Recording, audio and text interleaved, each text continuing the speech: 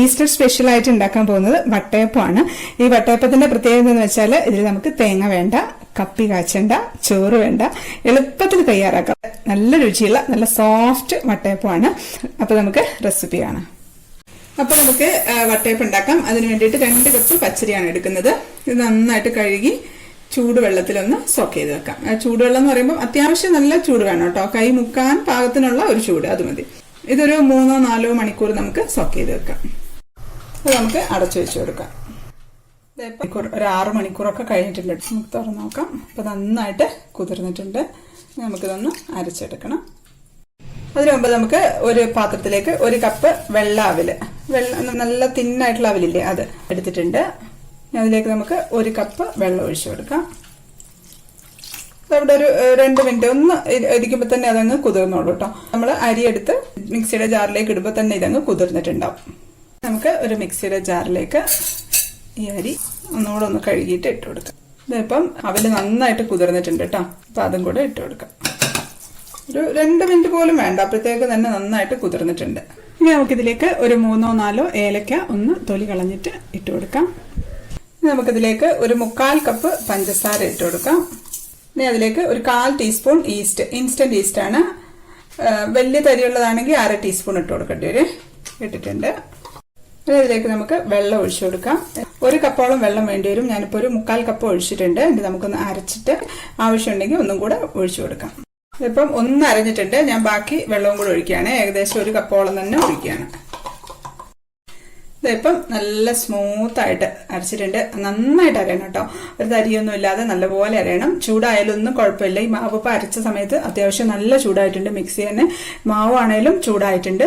പക്ഷെ അത് കുഴപ്പമൊന്നുമില്ല. ഇത് കണ്ടപ്പോൾ നല്ല സ്മൂത്ത് ആയിട്ട് നമുക്ക് മാവ് കിട്ടണം. നല്ല സ്മൂത്ത് ആയിട്ട് അരച്ചിട്ടുണ്ട്. നമുക്ക് ഇതൊരു പാത്രത്തിലേക്ക് ഒഴിക്കാം. ഇത് നമുക്കൊന്ന് കൈ കൊണ്ടൊന്ന് ഇളക്കി കൊടുക്കാം കേട്ടോ. ഒന്ന് ഈ ഒരു കൺസിസ്റ്റൻസിയാണ്. ഇപ്പൊ ഞാൻ 1 കപ്പ് വെള്ളം മുഴുവൻ ഒഴിച്ചിട്ടില്ല. ഒഴിച്ച് നോക്കിയിട്ട് അതിനനുസരിച്ചിട്ട് എടുത്താൽ മതി. ഉണ്ട് ഇപ്പൊ അത്യാവശ്യം നല്ല ചൂടുണ്ട് മാവ്. അപ്പൊ ആ മാവ് ഒന്ന് തണുക്കട്ടെ.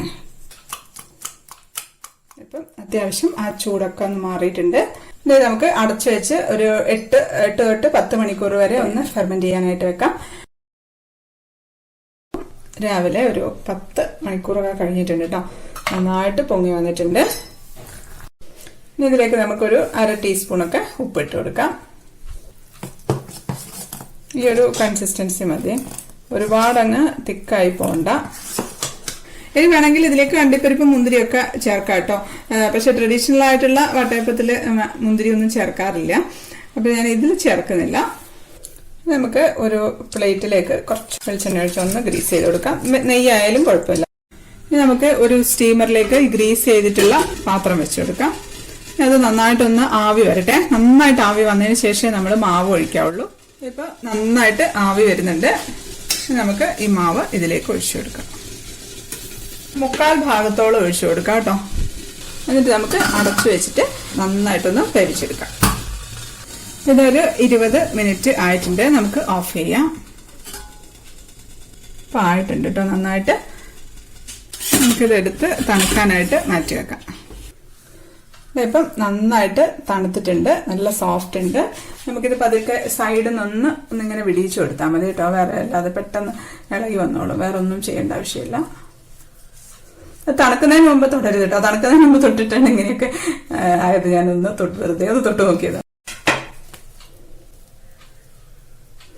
നല്ല സോഫ്റ്റ് വട്ടയപ്പാണ്. നല്ല സോഫ്റ്റ് ആണ്.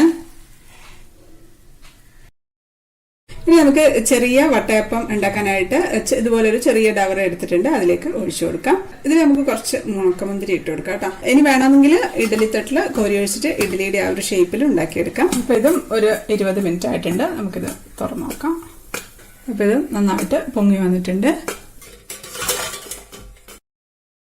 അതൊന്ന് കുറച്ച് തണുത്തിട്ടുണ്ട്. നമുക്കൊന്ന് എടുക്കാം. നല്ല പൊങ്ങി വന്നിട്ടുണ്ട്. അപ്പം നല്ല അടിപൊളി വട്ടയപ്പം കിട്ടിയിട്ടുണ്ട്. നല്ല പോലെ പൊങ്ങി വന്നിട്ടുണ്ട് കേട്ടോ. ഇത് നമുക്ക് മുറിക്കാം. കണ്ട നല്ല സോഫ്റ്റ് ഉണ്ട്. ഇതിപ്പോൾ തേങ്ങയൊന്നും ചേർക്കാതെയാണ് ഉണ്ടാക്കിയിരിക്കുന്നതെന്ന് പറയുകയില്ല കേട്ടോ. കണ്ട നല്ല പഞ്ഞു പോലെയില്ലേ. ഇനി നമുക്ക് ഈസ്റ്റർ അല്ലേ, അപ്പോൾ ഒരു ഈസ്റ്റർ എഗ് ഒക്കെ വേണ്ടേ. ചുമ്മാ ഒരു രസം ഞാനൊരു 2 മുട്ട എടുത്തിട്ടുണ്ട് കേട്ടോ. മുട്ടയുടെ ഉള്ളിലത്തെ എല്ലാം ഒന്ന് മാറ്റിയെടുക്കാം. ഇനി ഇതൊന്ന് നന്നായിട്ടൊന്ന് കഴുകാട്ടോ. കുറച്ച് വെള്ളത്തിൽ വിനീഗർ ഒഴിച്ചിട്ട് ഒന്ന് നന്നായിട്ടൊന്ന് കഴുകിയെടുക്കാം. അപ്പോൾ ആ മുട്ടയുടെ സ്മെല്ലൊന്നും ഉണ്ടാവില്ല. അപ്പോൾ ഇത് കഴുകി എടുത്തിട്ടുണ്ട്. ഇനി ഇതിലേക്ക് നമുക്ക് കുറച്ച് ഓയിൽ ഒഴിച്ചൊന്ന് ഗ്രീസ് ചെയ്ത് കൊടുക്കാം കേട്ടോ. ഒന്ന് ചുറ്റിച്ചു കൊടുത്താൽ മതി. ഇപ്പോൾ 2 എണ്ണം വെക്കുമ്പം ഫിറ്റായിട്ടിരിക്കാൻ വേണ്ടിയിട്ടാണ് കേട്ടോ ഈ ഒരു പാത്രത്തിൽ വെച്ചിട്ടൊന്ന് സ്റ്റീം ചെയ്യാണ്. അതിപ്പോൾ മറിഞ്ഞു പോകാണ്ടിരിക്കാനായിട്ട് നമുക്ക് ചെറിയൊരു അടപ്പ് വെച്ച് കൊടുക്കാം. നമുക്ക് അടച്ചു വെച്ചു. ഇപ്പം പുറത്തോട്ടൊക്കെ ചാടിയിട്ടുണ്ട് കേട്ടോ.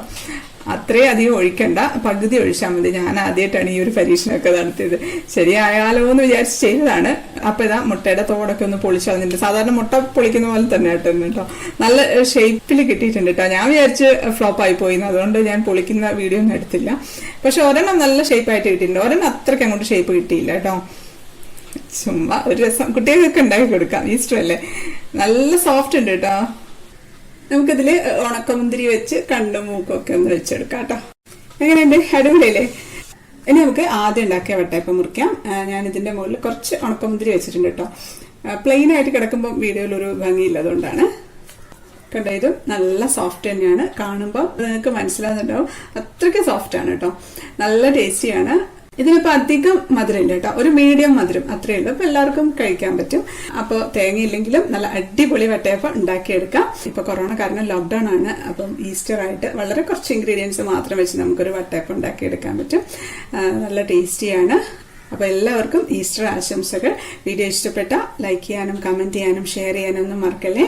സബ്സ്ക്രൈബ് ചെയ്യാത്തവർ ഒന്ന് സബ്സ്ക്രൈബ് ചെയ്തേക്കണേ. അപ്പോൾ നമുക്ക് അടുത്തൊരു അടിപൊളി റെസിപ്പി ആയിട്ട് കാണാം. അതുവരേക്കും stay happy, stay positive. Bye.